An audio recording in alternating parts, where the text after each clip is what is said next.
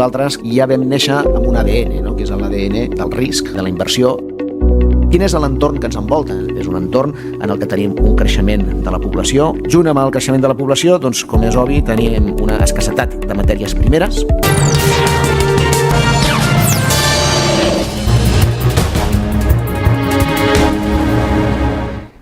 ¿Llegará el día en que no haya suficiente comida o agua para todos? ¿Se lo ha preguntado usted? ¿O llegará el tiempo en que los seres humanos pues simplemente ya no quepan en esta tierra?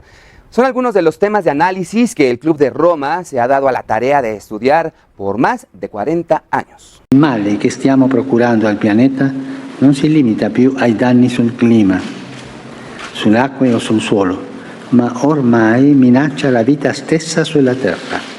El Papa Francisco recibió en el Vaticano al secretario general de la ONU, Ban Ki-moon, antes de una conferencia de líderes sobre el cambio climático.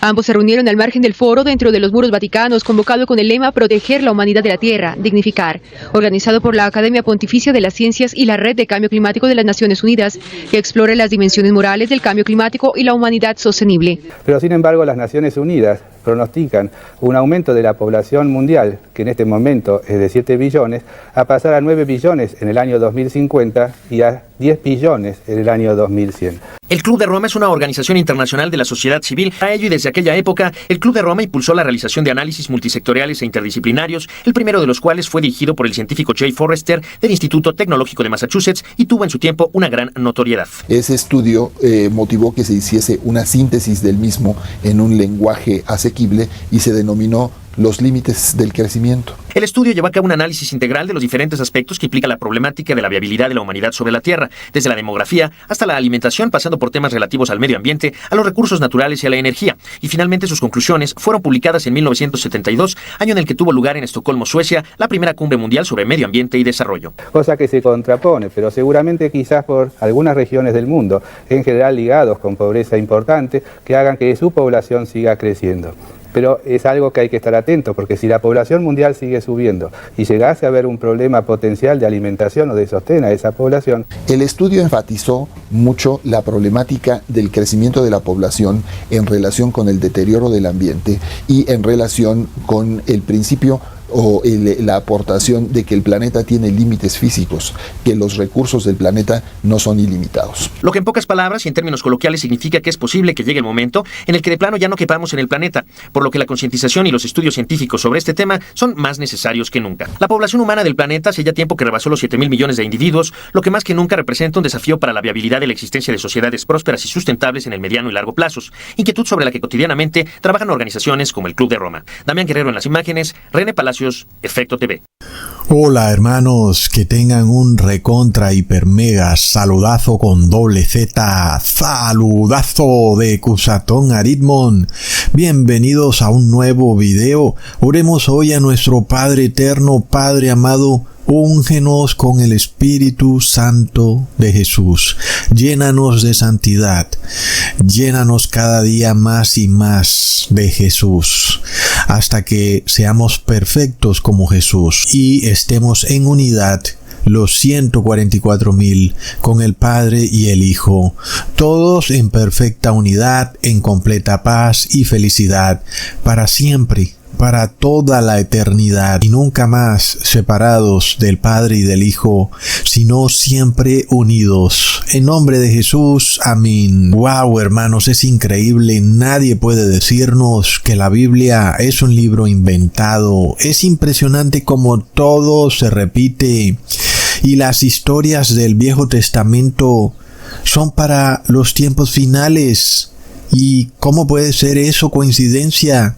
Que aquello que ocurrió en el Viejo Testamento se repita en estos momentos. Y es indudable.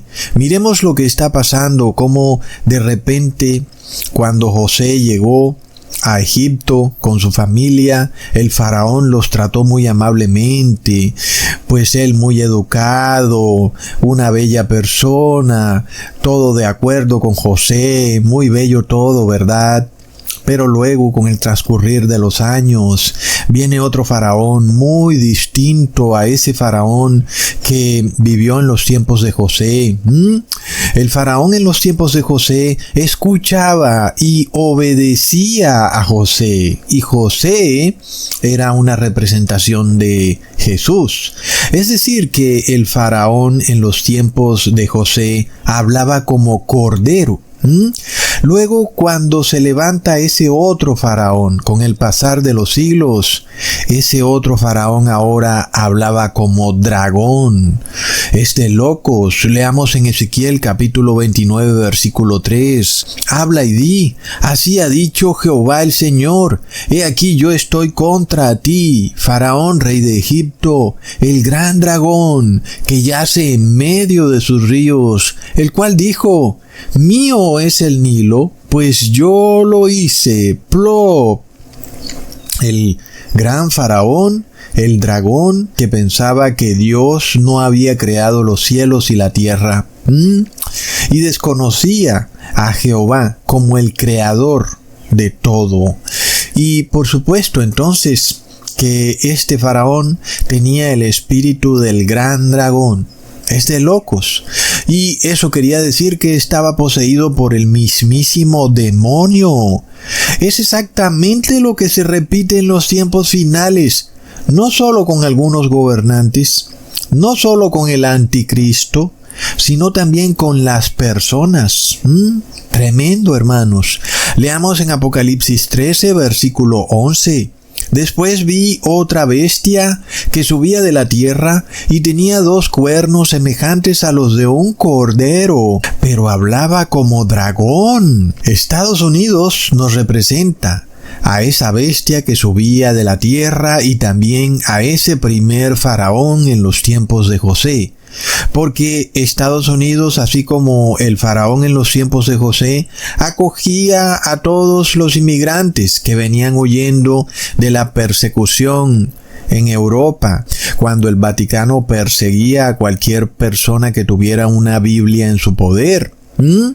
Entonces Estados Unidos se convirtió en ese refugio donde todos esos inmigrantes europeos llegaban a Estados Unidos y llegaban pobres, llegaban sin nada. Eran unas personas que realmente no tenían nada que ofrecer.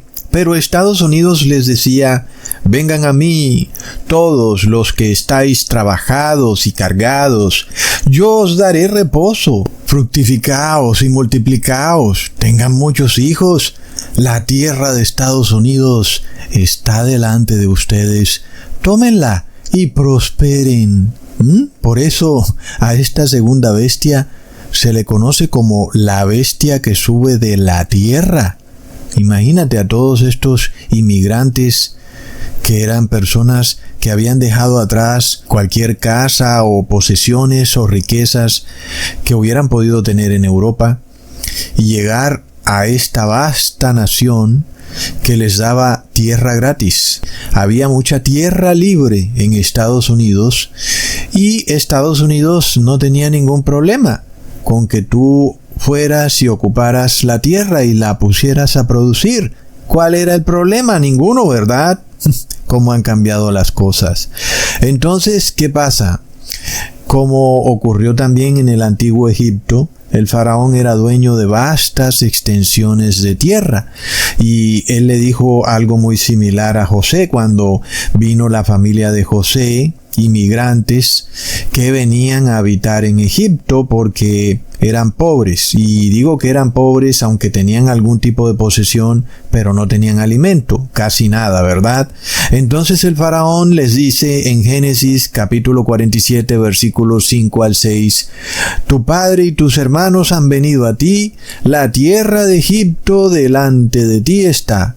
Toma lo mejor de la tierra, haz habitar a tu padre y tus hermanos, y si quieres, y si son personas instruidas y capaces, que habiten en la tierra de Gosén, ponlos por mayorales del ganado mío. ¡Plop!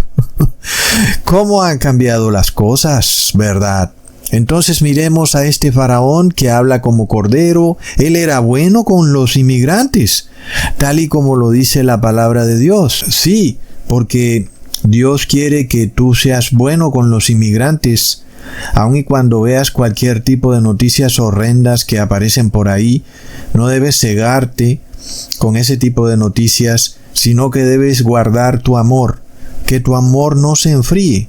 Y aún debe ser bueno con los inmigrantes. Leamos en Levítico capítulo 19, versículo 33 al 34.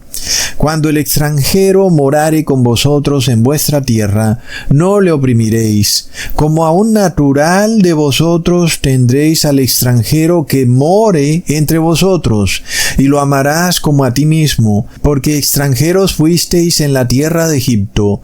Yo, Jehová vuestro Dios. Está bastante claro, ¿verdad, hermanos? Que no podemos tratar a las personas que viven en nuestra nación de una manera y al inmigrante de otra manera.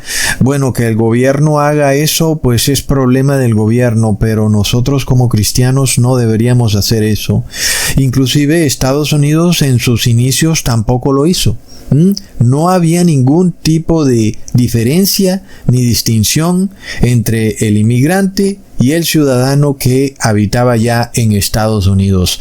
La tierra estaba delante de todos y el que quisiera tomarla y ponerla a producir, adelante. Estados Unidos fue creada como una nación para los inmigrantes, ¿ok? ¿Por qué? Porque era una tierra deshabitada. Ningún ciudadano de Estados Unidos, como por ejemplo que sea pelimono, o de piel muy blanca, o de piel roja, como dicen también, ninguno de ellos puede decir que Estados Unidos es su tierra. Ninguno. Estados Unidos siempre fue tierra de indígenas morenos, pelinegros.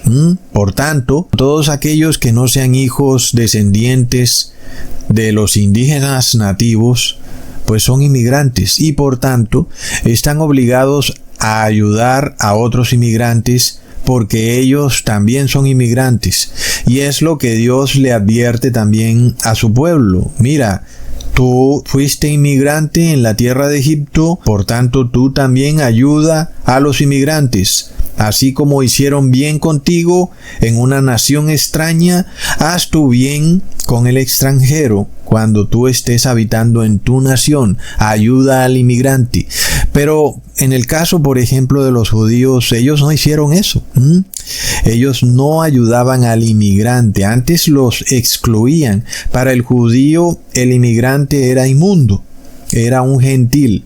Y por ley ellos pensaban que no podían de ninguna manera ni siquiera hablar con el gentil, no podían comer con el gentil. De ahí que el apóstol Pablo hace algunas cartas en donde dice, mira, no hay nada inmundo, sino para el que cree que algo es inmundo. El contexto de eso es específicamente que los judíos tenían esta concepción de que el gentil era inmundo y que todo lo que tocara a un gentil era inmundo, y si el judío tocaba lo que tocaba a un gentil era inmundo. Entonces ni siquiera podían sentarse a la mesa con un gentil, algo totalmente ajeno a la Torá.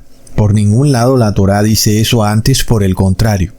Dice que hay que ayudar al inmigrante, y el inmigrante, ¿quién era? Era un gentil. Lo curioso es que los judíos en los tiempos de Jesús no hacían eso, y esa fue una de las cuestiones que los llevó a perderse, a que Jerusalén fuera totalmente arrasada. Y luego, ¿cuál fue el castigo para ellos? Que